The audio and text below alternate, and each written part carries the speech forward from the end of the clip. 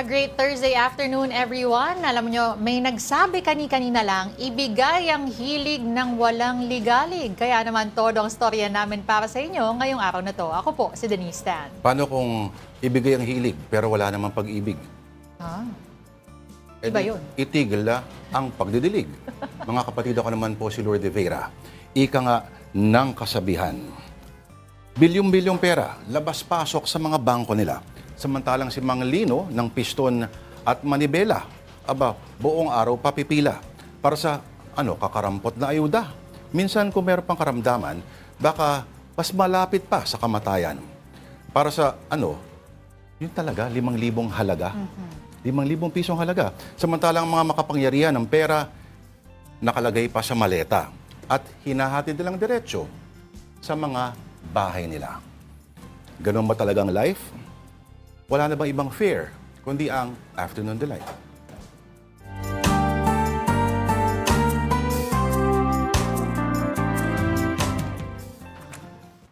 Okay, nako, naka-recover na ba ang karamihan sa napakadaming balita kahapon? Ang tagal, yung House Justice Committee. Anong oras ka bumitaw? Bumitaw? May ginawa kasi ako kahapon, pero inulit ko kaninang umaga. Parang 8 oras ata yun eh. Nung inulit mo ba, wala na yung mga nakaka-stress na mga parts? And then, binalikan ko kasi yung specifically yung statement ni former Senator Trillanes. Ay, maiksi lang yun. Oo. 11 pages lang. Pero yung umaga hanggang hapon, okay na sana pero may magmamanifest Oo. na hindi naman miyembro ng committee. Ayun. Pero Kaya it nagkakainitan does not deserve an answer. Why does it not deserve an answer? Ganun ba? Kumbaga, makikihirit ka. Oo. Parang may pribilehiyo pa talaga. Anyway, Tawag dyan, pampahaba. pampahaba, minsan pampalito Oo. o pampagulo. Ganon talaga ang demokrasya. Walang nagsabing madali ang gantong sistema. Kaya yung ibigay hilig, ano dapat? Ang ligalig. Wala dapat ligalig. Walang ligalig. Oo. Ang problema, pag nagbigay ka ng gatas, ang sunod na hingi niyan, cookies. Ganon? Yep. Okay. Kaya huwag na bigyan ng baka lactose intolerant. Okay, we are marking some events today. So unang-una, ito, kahapon na pag-usapan din natin, 61st birthday of former Vice President, now Naga City Mayor Leni Robredo. At timing nga, dahil kakasabi lang niya na hindi na siya tatakbo sa national post in 2028. She also reminded everyone, move away from savior politics. Oo. Anong ibig sabihin ng savior politics? May ano ba tayo? May pasample tayo ng sinabi niya? Wala, Pero sinabi niya na may ganun kasing impression palagi ang Pilipinas sa parang may isang darating Oo. at ililigtas tayong lahat. At kapag hindi nangyari yun, sisisihin natin siya. Parang after, I guess, EDSA 86, mahilig tayo mag-mythologize ng merong parang someone in shining armor or nasa puting kabayo ang ililigtas tayo mula sa pang-aapi. Oo. Hanggang malaman natin na tao rin sila. At yun, so, hindi tayo tumitingin doon sa mas sober at mas, sabihin natin, mas analytical na part. Emotional talaga tayo. Oo. Pero may binigay siya mga halimbawa ng mga pangalan na maaring mamuno. At parehong nasa local government. Ayun. Ano masasabi mo dyan? Well, depende rin talaga sa taong bayan, kung tatanggapin nila ng buong puso, if they will use their critical thinking. Kasi, again, yung katulad nung na-mention mo, parang binibigay yung responsibility na yun sa isang tao at siya yung nasisisi. Pero what we have to remember is buong sistema yung kailangan baguhin dito, and even the presidency, yung 6 na taon ay napakaiksi. Sa totoo lang. Hindi. Kung ang babaguhin mo ay yung buong sistema. Sa tingin mo, maayos ang korupsyon sa 6 years? Kung may dugo, siguro. Pero Pandora's box yun, hindi yung titigil. Oo. Pero kasi may mga iba rin na humihirit na hindi kaya ganito pa rin tayo kasi walang nanagot. Alam mo yun, walang mga gumulong na ulo. Pero talaga ulo pag-usapan natin. Mag-chocolate ka na lang kaya. Ay, saan galing yung tsokolate mo? Papasalamat tayo sa mga tito-tita natin. Oo, Tito Redel, Tita Jane, Katapia. Teka muna, Oh. pwede ba tayo tumanggap ng ganito? Ha? Baka makuha tayo nito. Ganon? Thank you po, Tito. Oo. Tita. Okay, ano meron pa? Maliban sa birthday ni Leni Robredo, April 23, 61 years old na siya. Oo, 61. Oo. Today is also actually English Language Day. English Language Day. Bakit English Language Day ang April 23rd? Bakit nga ba? Bakit nga ba? Aba, well, ang UNESCO dineclare ang April 23 na English Language Day dahil death day at birthday din ni William Shakespeare. Okay. Pero para sa akin, since 1996, ang petsang ito ay kilala bilang World Book Day. World Book. Dahil sa parehong petsa, eerily, pareho ang araw ng kamatayan at taon mismo rin ng kamatayan ng dalawang major literary figures, William Shakespeare at si Miguel de Cervantes, the man who wrote Don Quixote. Ayun. At yun talagang di-describe talaga niya yung kabaliwan, to dream the impossible dream, the chaotic vision, no? Yung handa mong ipaglaban ang kahit sabihin mo yung windmill yung sinacharge mo. So, maraming hindi nakakaalam na marami sa mga entry sa English Dictionary ay imbensyon ni Shakespeare. Example, arousal, assassination, ano ba to? Advertising, believe it or not, ay Galing sa kanya yon? salitang inimbento ni Shakespeare. Drugged, bandit, bedroom, eyeball, dawn, gossip, epileptic, lonely, lonely, torture, tsaka obscene, at at least 1,700 plus words Grabe, daw ang inimbento ni Shakespeare. Pati yung ibang phrases na ginagamit pa natin hanggang ngayon, method to the madness, breaking the ice, etc., etc. So, World Book Day, alam ko ang Spanish Embassy may event sila kapag World Book Day. Dia del Libro. So, kung pwede po, para hindi tayo maloko-loko, magbasa tayo ng libro. Sa ikaunlad ng bayan, ano bang kailangan? Meantime, the palace has responded to Vice President Sara Duterte's statement saying she was granted a last-minute travel authority by the President. And for the details, we have our mobile journalist, Julie Baiza. Julie, anong issue ba ito? Binigay pero parang may sagot, may parang pag-uutos pa no? Parang next time, agahan ninyo para makaplano kami. Parang may ganun bang datingan, Julie?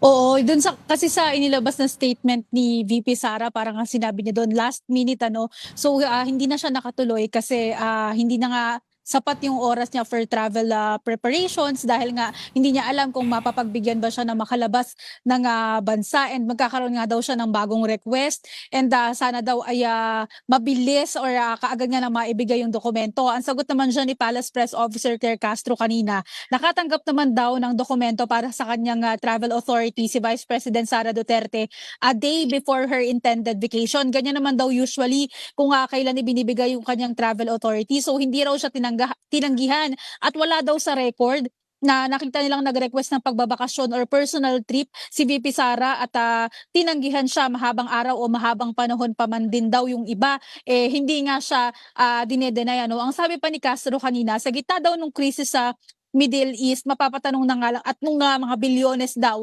mapapatanong nga lang daw kung nararapat ba na magbakasyon ng Vice Presidente. Kaugnay niyan, tinanong na nga siya kung si Pangulong Bongbong Marcos ba wala ba siyang kakayahan na pigilan or at least pigilan yung travels or personal trip. Ang sagot ni Castro kanina, ibigay ang hilig ng walang ligalig. So yun, ibinibigay naman daw yung kanyang mga request for travels. So marami siguro magugulat na kahit na nagbabangayan, ang otoridad pa rin sa pag-travel ay kailangan pa rin hingin ng Vice Presidente sa Pangulo. Pero yung maraming ang question sa timing, Pero wala kang Meron maririnig. din nagsabi na yung confidentiality ang sabi daw ni parang hinihiling niya ni VP Sara. Ang sagot din ng palasyo kanina kasi public servant siya. So may mga bagay na talagang inilalabas sa publiko kagaya nga nitong sa kanyang paghingi ng travel authority. Pero for context hindi naman yung dokumento kasi kahapon hindi naman sa Malacanang or dito sa Malacanang press corps inilabas yun. Kumbaga parang ipina-confirm lang naman namin nung lumabas na yung dokumento. Oo, tapos I guess it's office to office, di ba? To the office of the Vice President. Tapos, At saka ang mga government employees talaga, di ba, they are required to secure a travel authority bago sila makalabas ng bansa. sana all nakakapagbakasyon. Oo nga eh. Julie, nag-press con kanina ang ating UCC, no? Si Undersecretary Claire Castro. Parang may in-announce siya na may pabahay proyekto ang Pangulo pero ang mga pagtatanong ng mga reporters ng Malacanang Press Corps ay sumentro sa ano ba? Ang may mga updates few updates lang naman yan yung mga naging aktibidad nga ng Pangulo kanina kasi nasa Palayan, Nueva Ecija siya. Pero nga sumentro sa ibang mga topic halimbawa yung sagot ng palasyo kaya dating House Speaker Martin Romualdez. Ang sinabi ni Palace Press Officer Claire Castro kanina, hindi naman daw saklaw o sakop ng palasyo kung ano yung mararamdaman ng dating House Speaker. Pero kung makatutulong nga raw siya sa investigasyon, kaugnay nga ng maanumalyang flood control project, mas nanaisin daw yan ng palasyo para matiyak nga na mapapanagot yung mga dapat managot. Doon naman sa binabanggit ni Romualdez sa kanyang video na command responsibility, na ipakita naman daw yung command responsibility sa pamamagitan nga ng pag-utos ng Pangulo na imbestigahan yung anomalya. Hindi naman daw tinulugan yung issue at walang cover up. Kaya nga daw nabuo pa yung Independent Commission, yung ICI. And then natanong na rin kanina kung kumusta ba yung relasyon ni PBBM sa kanyang pinsan pagkatapos nga nitong video. Ang sagot lang ni Castro, sa personal niyang pagkakaalam, wala raw siyang nakita na nag-usap yung magpinsan. Hindi rin daw niya nakita na nagko-communicate sila. Pero again, personal knowledge niya yun, no? Oo. Okay, Julie, maraming salamat dyan. Marami pa kaming tanong sana. Pero pakinggan natin. Ito, ibabato namin kayo ngayon. Pakinggan po natin ang press conference ng defense team naman ni Vice President Sara Duterte. And ni VP Sara, nung mga panahon na Vice Mayor and Mayor siya? Of course, para sa amin hindi. No? Because obviously, ano ba ang purpose ng impeachment? Di ba ang basis ng impeachment is meron tayong impeachable offenses. Ang impeachable offenses ay offenses, again, committed while the impeachable officer is in office as an impeachable officer. So, ibig sabihin nun, doon lang sa time na vice-presidente siya. So, yung mga 2000, may 2005 pa ba? 2006, 2007, na hindi naman siya impeachable officer, hindi na yan saklaw ng impeachment proceedings. Next is MJ Salcedo of Inquirer. Attorney, VP Sara just released a statement po earlier denying the allegations about the billions in bank accounts also hitting COA and AMLAC. Does the Vice President plan to say her latest statement in front of the House Committee on Justice? Will she ever attend the House Committee on Justice hearing on her impeachment? Again, her attendance or should I say non-attendance is based on the position of the defense, no, regarding the jurisdiction or the lack thereof in terms of the type or the nature of proceedings that are being conducted. So, pagdating naman dyan, I think kaya nga sinapubliko na lang niya yung statement niya. Pero hindi ibig sabihin nito na ayaw rumisponde o sumagot ng ating vice-presidente sa paratang. Parati namin sinasabi, alam ko medyo gasgas na siguro sa tenga natin yung appropriate forum. Pero naniniwala naman kasi talaga kami na kung talagang aakyat ito sa Senate impeachment, makikita nyo yung sagot ng defense sa lahat ng paratang na ito. Bella Carriazo, The Philippine Star. Good afternoon po.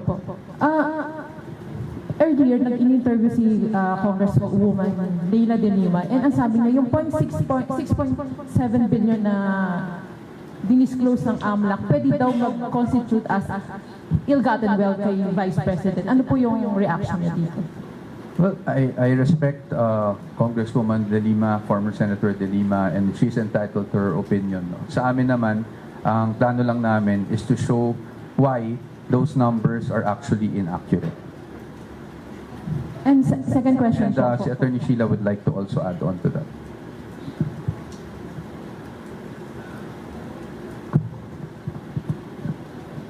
Just in addition to what Mike had already said, I think what's important for us to understand at this point is that a mere presentation of supposed evidence before a committee that is not authorized to conduct trial does not really amount to proof. And the reason for that is really simple. It's because every evidence, whether it's something that you present in an ordinary case or in this case in an impeachment proceeding, must still survive scrutiny.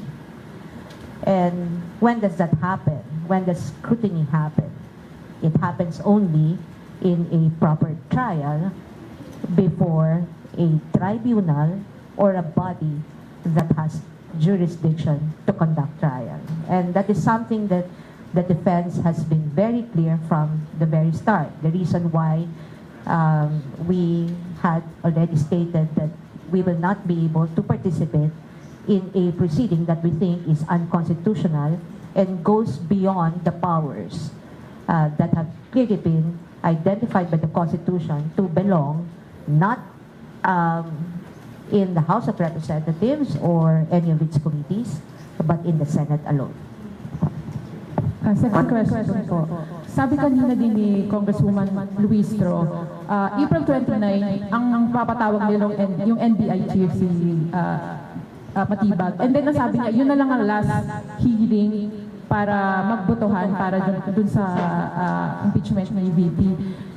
So, ina-expect niyo po ba na aakyat na ito sa Senate at may numbers ang mga nagsusulong dito?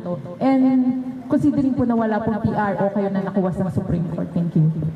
Opo, medyo marami po yung tanong, no? But first and foremost, I don't want to preempt the vote of the Committee on Justice pagdating sa finding of probable cause na gagawin nilang botohan. Secondly, I also don't want to preempt the House itself. Diba? Bigyan naman natin ng respeto yung House. Tingnan na lang natin. Pero ang defense team, ready kami sa kung ano man mangyari. Like we've been saying, no, last year, we have been preparing for trial na dahil kahit nag-file tayo ng petition sa Supreme Court, di naman natin alam kung ano yung magiging desisyon nun. So we were preparing. And until today, we are still preparing. So ano na lang po tayo, no? I don't want to preempt, I don't want to speculate kung may boto man o walang House. I think it's best directed to the House members themselves. Pero kami, we're just ready for any eventuality. Next is Red Mendoza from Manila Times. Hi po, good afternoon po, attorneys. Merong of course nagsabi po my first question is, nagsabi po si Congressman Benny Abante kahapon sa hearing kahapon na the only way for the Vice President to answer the allegations is to face the impeachment court. I mean, or the Committee on Justice hearing. I mean, nagmamakawa pa nga siya na dapat daw pumunta raw si VP sa hearing para ma-hear yung side niya. And there is also a recent interview by former Corona Defense Counsel Judge Roy na sinabi niya na ang pagpunta daw ni VP sa Committee on Justice is the strategic way for her to defend herself. What's your thought on those comments po? Well, as to yung strategic way or not, I think our position has been very clear. It's about jurisdiction to conduct the proceedings that we feel are already bordering on trial, no? If not trial itself. So yun naman talaga yun. It wasn't really anything strategic. It was really something we had to file based as lawyers dun sa nakikita naming developments. Ngayon, pagdating naman po doon sa pagsagot, like Attorney Sheila said, you know, scrutiny can only be had when we are also allowed to test the evidence, present our side, and that will be the impeachment court in the Senate. Dagdag ko lang, no? While I respect the opinion of Representative Abante, I think he also knows, I'm certain that he is aware na ang tamang venue o ang tamang panahon para mag-conduct ng trial o para sagutin at magbigay kami ng ang ebidensya, ang Vice Presidente, ay hindi sa Committee on Justice. Ito ay before the impeachment court. Ibig sabihin sa Senado. Hindi naman ito I think this is something important that we all need to understand. Hindi maaari na sinasabi lang natin, dapat dito kayo sa komite, dito kayo sa komite. Kasi kailangan lang natin basahin ng konstitusyon. Sino ba ang impeachment court? Ito ba ang Committee on Justice? Hindi. Ito ba ang House of Representatives? Hindi rin. So sino? According to the Constitution, ang impeachment court, if that even will be constituted, ay ang Senado. So, ang ibig kong sabihin, the defense and the Vice President are ready to respond in detail, again, before the proper forum, and during a fair trial. Nasa lang po on my end. Ito po, naukat din po ito dun sa hearings, yung sinasabing return, yung papabalik ng mga sinasabing confidential funds na according to sa Commission Auditor. But what's your take po doon? I mean, ano pong reaction po ng defense team sa paglalabas ng mga dokumento na ito regarding sa confidential funds? That's for me. Thank you, Red. I think you're referring to the decision of the Commission proper. I'll be very candid. Nandun ako sa hearing na yun di ba? Kung napapansin nyo, sumisilip nga ako sa phone ni Attorney Camora. Kasi, nagulat ako. The Office of the Vice President or the persons that are accountable, allegedly, doon sa ND, hindi pa sila naservan ng copy nung ND bago in-announce yung decision na yon. In fact, hanggang ngayon, wala pa rin kaming natatanggap. Ang natatanggap pa lang namin ay syempre yung galing sa House na binibigay nila sa amin. Pero yung mismong from COA itself, and I keep on checking with the accountable officer's name in that decision, kung nakuha na nila or kami bilang councils, wala pa rin kami natatanggap actually. Ngayon, pagdating sa restitution, hindi pa po panahon para pag-usapan ang restitution because hindi pa po final yung decision na yan. Let me clarify that. After a decision is rendered by the Commission proper that is adverse, in this case, to the accountable officers of the OBP, meron pa pong 30-day period within which we can file an MR or we can, or actually, upon denial of the MR or motion for reconsideration, we will go up to the Supreme Court based on Rule 64 of the Rules of Court. At yan po ay nasa COA rules mismo. So we just wanted to clarify para lang klaro tayo lahat dito. The Commission proper has decided, yes, wala pa kaming kopya. And secondly, hindi pa po final yan dahil may remedies pa po ang mga officials ng OVP. Again, motion for reconsideration within 30 days. And then, upon denial, kung ano man ang balanse ng 30-day period na yon, ay maaari pa kaming umakyat sa Supreme Court on Rule 64. At doon lang po sa desisyon ng Supreme Court, magiging final itong disallowance na ito. Ms. Marisol Abdurrahman of GMA News. Without necessarily going into details, like how would you explain yung actually medyo nakakagulat na itong more than 600 suspicious transactions at we-mention yung almost 7 billion na amount na binanggit.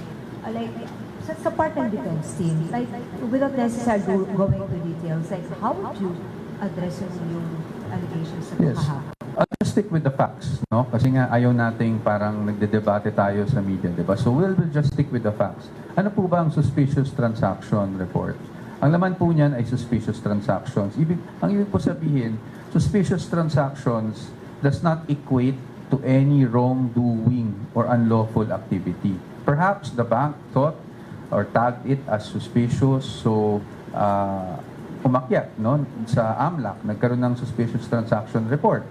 Ngayon, hindi naman ibig sabihin nun, illegal na kaagad, or may money laundering na kaagad, or may krimen na kaagad. In fact, magti-trigger lang yon para sa AMLAC na tingnan at kung gusto nilang imbestigahan, at yun po ang nangyari. In fact, kanina, when we were, the legal team and I, the defense team and I were perusing over the documents, wala kasi kaming time so nagbabrowse lang kami. Napansin namin dun sa attachment ng suspicious transaction report, ang naging basis nila for that was media reports on the confidential funds, on the committee hearings, regarding in relation to the confidential funds. So, Maaring yon yung nag-trigger sa bank, no? And yun lang yung naging basehan ng bank, kaya nagkaroon ng suspicious transaction report. But again, I don't want to speculate on that. Yun lang yung nabasa namin. So, wala pa kaming time para bigyan kayo ng full picture. But at least we want that established that a suspicious transaction does not necessarily mean or does not automatically equate to any wrongdoing or any unlawful activity.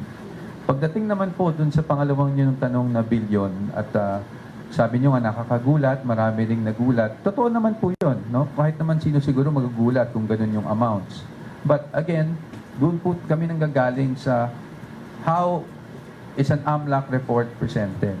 Diba? It is the aggregate of all, ang tawag nga nila ay inflows and outflows. So, lahat ng deposit, lahat ng withdrawal, ina-add nilang lahat yon. At least yun yung posisyon namin at pananaw namin o pagkakaintindi namin sa reports ng AMLAC. No? Na ina-add lang nila lahat yun over a span of 18 years. So it doesn't give us a clear picture kung magkano ba talaga yung pera na nasa bangko. Kasi kung meron kang 5,000, 20,000 na dinideposit mo kada buwan, wini-withdraw mo, etc., etc., pag ina-add mo yung lahat over a span of 18 years, talagang magiging malaki yung amount, magiging bloated, no? And that is why we're saying that these things, no, we just have to be very cautious on how we look at it. Again, I'm not saying na mali yung report ng AMLAC, wala kaming sinasabing ganyan. What we're saying is we have to be cautious on how to take those figures that were being given out yesterday. And as you know, the Vice President in her statement already denied, all these things na may ganun siyang kalaking pera na pumasok sa kanyang bangko at any point in time.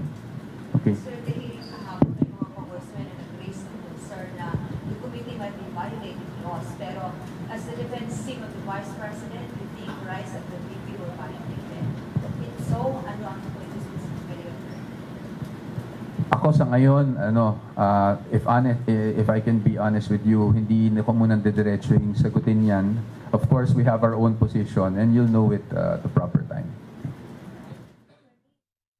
And you're listening to Attorney Michael Po, who's part of the defense team of Vice President Sara Duterte, answering charges which surfaced yesterday from the hearing of the House Justice Committee regarding. But interesting point, Attorney Poa is not refuting the report by the Anti-Money Laundering Council, but he says to be careful in perceiving, parang echoing the sentiments of a non-member of the panel yesterday of the House, who said, hindi lahat daw ng mga suspicious transactions ay illegal na agad. Don't judge. All right, yeah, go. No, I was just gonna say that they reiterated also yung proper venue or proper, ano ba sabi niya? Parang tamang panahon, actually, sinabi pa nga nung isang parte nung... No, sabi, nung isang part nung kanilang, member rather, ng kanilang defense team, Kasi I believe they were asked dun sa absence ulit ni Vice President Sara Duterte kahapon. And sabi nila, makikita naman daw yung sagot nila sa tamang panahon. Alright. Kung kailan man yun. So napakaraming naglabasan kahapon. Kasing dami ng mga decimal places ng mga amounts doon sa mga transactions na hinimay talaga. Alright, still in the Vice President, Sara Duterte's finances came under intense scrutiny in a marathon hearing at the House yesterday. And here are some of the highlights from the proceedings in case you missed. Let the evidence speak. Let the numbers testify. Let the chips fall where they may. Justice Committee Chairperson Jervy Luistro gave this statement as the House panel opened the third hearing on Vice President Sara Duterte's impeachment case. Wednesday's session centered on the VP's wealth, from her statement of assets, liabilities, and net worth or SALNs, and other financial documents. The paper trail did reveal staggering numbers, a whopping 6.77 billion pesos in bank transactions. The amount reported by banks to the Anti-Money Laundering Council from 2006 to 2009 2025 passed through VP Duterte's accounts and those of her husband's Mans Carpio. AMLAC Executive Director Ronel Buenaventura presented the data under subpoena. Of the total reported transactions, 4.4 billion pesos flowed into the Duterte couple's accounts, 3.77 billion pesos in Vice President Sara's accounts, and 2.99 billion pesos worth of transactions under the name of Attorney Carpio. The data came from 630 covered transaction reports and 33 so-called suspicious transaction reports that banks are required to file with the council. Covered transactions are those with amounts above 500,000 pesos, and suspicious transactions are reported regardless of amount. While the transactions are not irregular on their own, House lawmakers said they become questionable when compared with Duterte's wealth declarations. For 6 straight years, Sara did not list cash on hand and did not declare any money in the bank. Kahit 5 po, Wala pong nakalagay, Your Honor. edi wow. While VP Duterte's bank account showed billions in movement, her silence showed she only had a peak net worth of 88.5 million pesos and zero declared cash from 2019 to 2024. Sa 2024 salin po, nakalagay na net worth nila ay 88 million lamang. Bilyonaryo pala sila. Sabi nga po ng isang wise man from the 3rd District of Manila kanina, di wow. Ang sabi naman po ng bakla na akbayan, sila na. The SALNs presented by the Office of the Ombudsman also showed how the Vice President's net worth grew. From 2007 to 2012, Duterte declared cash on hand and in-bank ranging from 2 million to 4.32 million pesos. From 2016 to 2018, the figure was around 3.75 million. Then from 2019 onwards, Duterte stopped declaring cash on hand altogether, even as her declared net worth kept climbing from 55.6 million to 88.5 million pesos by 2024. At makikita po natin dito na kahit mag-usap po tayo sa total transactions, mag-usap po tayo sa total inflows, kahit mag-usap po tayo doon sa total investment activities ng ating pong pangalawang Pangulo on her transactions, hindi ho magbabangga doon po sa kabuuan ng kanya pong net worth at 88 million at doon po sa mas maliit pa nga na mga net worth in a previous reporting. Ang nakakapagtaka po, Madam Chair, para yatang hindi nagtutugma yung kwento sa kwenta. In the middle of the hearing, Sagip Party List Representative Paulo Marcoleta questioned the release by AMLAC of the VP's financial data. Marcoleta stressed that sensitive bank data should not be made public without a court order. But to stay within the country's bank secrecy laws, the Justice Committee subpoenaed the AMLAC's reports rather than the bank records directly. Iba po yung exception sa court order sa exception in cases of impeachment.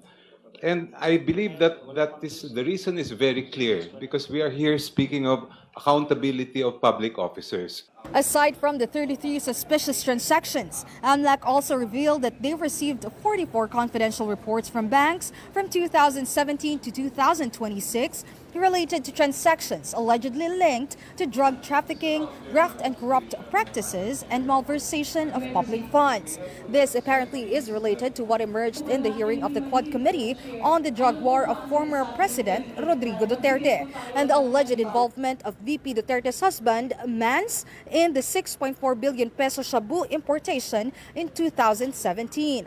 Meantime, the House also summoned Sonny Trillanes. The committee asked Trillanes about his allegations of the unexplained wealth of the Dutertes, which the former senator said came from drug lords. Ang kopya ng summary ng mga transaksyon sa bangko na nagpapakita ng mga payout ng kilalang drug lord na si Sammy Uy, kina Sara Duterte at sa mga malalapit na miyembro ng kanyang pamilya ay kalakip dito at ginawang bahagi ng salaysay na ito bilang Annex I. Si Sammy Uy ay isang kilalang political contributor ni Rodrigo Duterte at kilalang kasama o kasosyo ni Michael Yang. Trillanes claimed the amount reached 2.4 billion pesos from 2003 to 2016. He even has evidence of transactions involving other members of the Duterte family. Bukod sa mga dokumentong may kaugnayan sa mga accounts ni Rodrigo Duterte, binigyan din ako ni Ginoong Dimesa ng mga dokumentong nagpapakita ng mga bank accounts at bank transactions ng mga anak, manugang at common law wife ni Duterte na sina Sara Duterte, Paulo Pulong Duterte, Sebastian Baste Duterte, Maneses Manscarpio, Celito Hanilet Abansenya, kasama ang kanyang anak na si Veronica Kitty Duterte. VP Duterte again skipped the impeachment proceedings, and a response from her defense team was not immediately available. Duterte has now been absent from all 3 impeachment hearings since the Justice Committee began proceedings on April 14. Kapatid Amy Atienza, we are One News. Doon sa video niya, si Martin Romualdez nagsabi sa bandang dulo ng kanyang napakahabang time out muna. Ang dami pa naming sasabihin sa inyo. Tulad ng, babalik ang Afternoon Delight.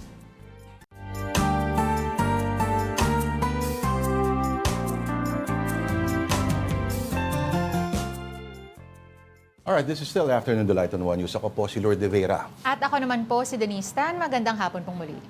Now in the news, the House Justice Committee has deferred a key decision on whether or not to open sensitive tax records linked to Vice President Sara Duterte. The panel moved the decision to April 29 amid debate over a BIR-sealed green box containing the financial and tax records of Duterte and her husband Manasseh Carpio. The Bureau of Internal Revenue said the tax code prohibits disclosure of such records except in an executive session or closed-door meeting. Lawmakers, including ML Party List Representative Leila de Lima, argued that the constitutional power of Congress to hear impeachment complaints cannot be overridden by the tax code. Meantime, the Securities and Exchange Commission said Duterte remained a stockholder and board member of a private company in Davao from 2022 to 2025 while serving as vice president. Under the Constitution, the president, vice president, and cabinet officials are barred from holding any other office or employment during their tenure unless otherwise provided by law. To make sense of the things that happened yesterday, we will be talking to an expert. Kasama po natin ngayon mga kapatid mula po sa University of the East, ang political scientist, si Eric De Torres. Prof, welcome back sa Afternoon Delight. Lord De Vera at si Denise Tan. Magandang hapon po. Magandang hapon po at sa mga tagapakinig po at sumusubaybay sa Afternoon Delight. Magandang hapon po. Ganda ng ano natin, Prof, ha? Parang marine, okay. Marine cut, parang pang mga Magdalo circa 2004, mga dating 2005, 2006. Okay, Prof. Yung mga pinag-usapan kahapon, malamang para sa base ng followers ng Duterte family. Is it sufficient na may makukonvince siya o may magbabago ang mga pananaw? Or lahat ba ito abstrakto para sa common tao? Napakalikot actually ng sitwasyon, Sir Lord. Definitely, yung mga hardliners o yung talagang mga taga-suporta ng mga Duterte, buo na ang kanilang loob at desisyon. At the same time, meron din kasing mga naratibo at maraming mga tao din o ika nga yung mga influencers at saka yung mga lumalabas na mga alternative media na may mga iba't ibang channels na kung saan kinokontes at marami ding mga nilalabas na mga counter arguments doon sa justification na ginagawa ng Committee on Justice. Kung kaya't ito ay overall na nakakaapekto sa perception ng mga tao kung by virtue ng kanilang trabaho, by virtue ba ng kanilang mandato, talagang ginagampanan ba nila ito o ito ay deliberate attempt na yung sinasabi nga nila na fishing expedition or may overreach na talaga doon sa kanilang mandato o kapangyarihan. At ikatlong punto, Sir Lord, Ma'am Denise, is yung mga tao na iniimbita nila doon sa kanilang pagdinig na alam naman natin na talagang mga anti-Duterte supporters, anti-Duterte personalities na medyo questionable ang kanila talagang mga kredibilidad. Okay, Prof, if I may ask, Okay, sa lahat ng lumabas, it might not change the minds of those yung mga solid supporters na sinasabi mo, no? But with all the numbers, at sinabi na nga ni Representative Luistro, numbers don't lie, pero nandiyan na rin yung mga personalities. Sa tingin mo ba, is there any way na, or ano ba yung mga factors rather, ano ba yung mga factors that could actually weaken her chances or the support that she's getting in 2028 kung itong mga numero na mismo ay hindi pa magpapabago ng isip nila? Well, ako ang pinaka tingin ko diyan is kahit kasi labanan na to ng perception at saka narrative. Will this ang pinakakatanungan lahat ng ito, Ma'am Denise, is will this stand under the court of law? Because yung tingin ko sa aking pananaw o pagtingin yung buong proseso ng kanilang ginagawa parang dinidinig na nila ito na hindi na talaga by virtue ng merit by determination kung sufficient in form or in substance kung meron ba kung talagang impeachable ba talaga siya. Lumalagpas na at for example, balikan natin yung kay Madriaga, maraming hindi na doon na nakasubmit doon sa kanang sa impeachment complaint ang nag-overreach na nag-spill over sa ibang mga issues na hindi naman na dapat na nabubulatlat o wala na dun sa parametro ng complaint. So, yung narrative yung importante dito. It's ang tanong diyan is it really to mapanagot ang ikalawang pangulo o gumawa ng istorya to weaken basically her credibility and to weaken basically her support and change the narrative na VP Sara or the Dutertes is not what you think that they are. So yun yung rito, yun yung tingin kong pagdinig dito yung court of public perception. Opo. Tapos sabay pa halos yung yung balita na ang ICC ay nagpasya na may jurisdiction sila. So may kinikreate ba itong parang martyrdom effect doon sa mag-ama? Ako ang tingin ko mas nakakuha pati ng simpatya sa akin itong pagtingin kasi the more na lalo mong dinidiin sila, the more na lalong nakikita na mas nakakakuha sila ng simpatya sa mga tao. Plus, may counter-argument sila sa bawat pagdinig na ginagawa na yung kwento nilang binubuo, may laging counter-argument na pag binusisi mo, may basis or may legality din yung counter-argument So, tapos ganun pa yung nangyari dun sa decision kay PRRD. So, the more na mas nakaka-attract, the more na mas nakaka-gain sila ng momentum basically at sympathy. Plus the fact na may intervening variable ka dito, Sir Lord. Yun yung paglabas ni kamakailan ni former House Speaker Martin Romualdez na may flood control issue ka sa kabilang banda. So, mo yun, the Dutertes doesn't have to do anything. Correct. Because as far as they are concerned, itong administrasyon na to ang may malalim na problema dito sa flood control issue. She is not part of the administration and all other governance issue, lalo na sa pagdinig nitong krisis ng langis din, lahat ito attributed at malaking kritisismo pagdating sa administrasyon. Kumbaga, stand back and watch, hold my beer. Panuorin lang natin sila. Pero siguro, Exactly. Prof, magandang strategy siguro para mapapunta nila ang Vice President. Pag-usap, himayin nila yung mga grades. Yung college, sa school na malapit dyan, tatawid ka lang sa recto. Doon siya nag-react Doon siya nag-react diba? Tingin ko kasi, Sir Lord, mas personal yun Ito, banat ng lahat ng kwentong to, politika. Pero sa isang tao, tingin ko, para mag-react ng ganon, it's personal kasi inaatake mo yung kapasidad na nung tao na, pagpasa mo ng bar, hindi naman yan madali. Napakahirap niyan at pinaghirapan niya ng isang tao. So, I would understand that, it became personal on the part of the VP because it's a very personal attack on her capacity of earning her degree and, passing the bar exams. Prof, pihit lang ako ng konti. Advance ka na. Advance na akong konti.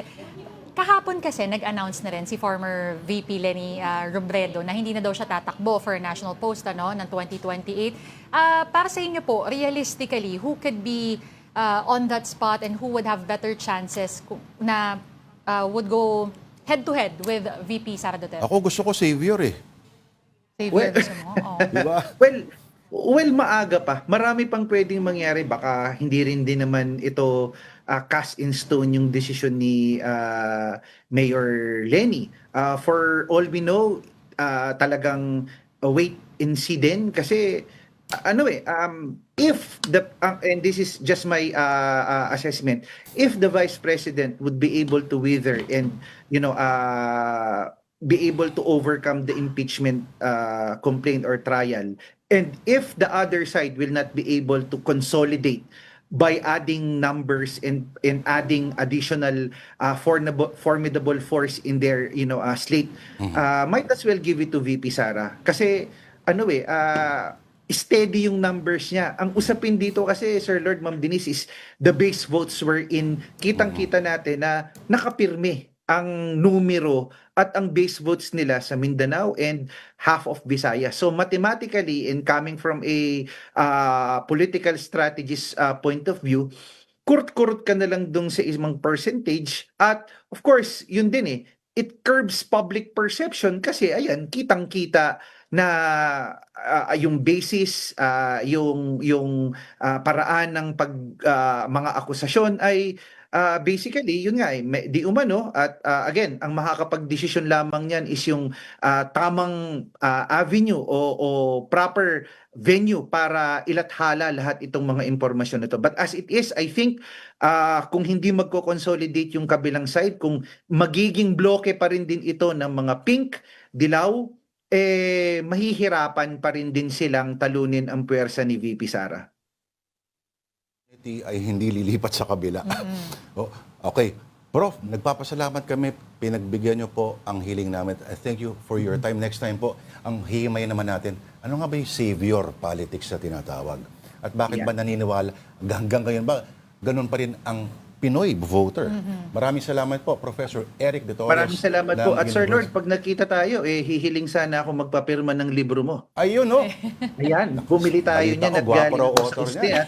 Opo. Mapapirma ko sa iyo to personal, Sir Lord. Sir, I'm absurdly flattered. Maraming salamat po. Thank you, sir. Kita-kita. Salamat po at mabuhay po kayo. Thank you po. Alright, that will have to do it for us this Thursday, April 23. Thanks for watching Afternoon Delight. Ako po si Denista. Ang pangalan ng libro ay Super Panalo Sounds. Pogi ang author. Una at huling nobela ng isang Lourdes de Vera. Join us again tomorrow, 2 p.m. Ako po si Lourdes de Vera, kapatid. We are one news, all sides, all the time. Ano sasabihin natin sila? Have a delightful afternoon. Ibigay ang hilig.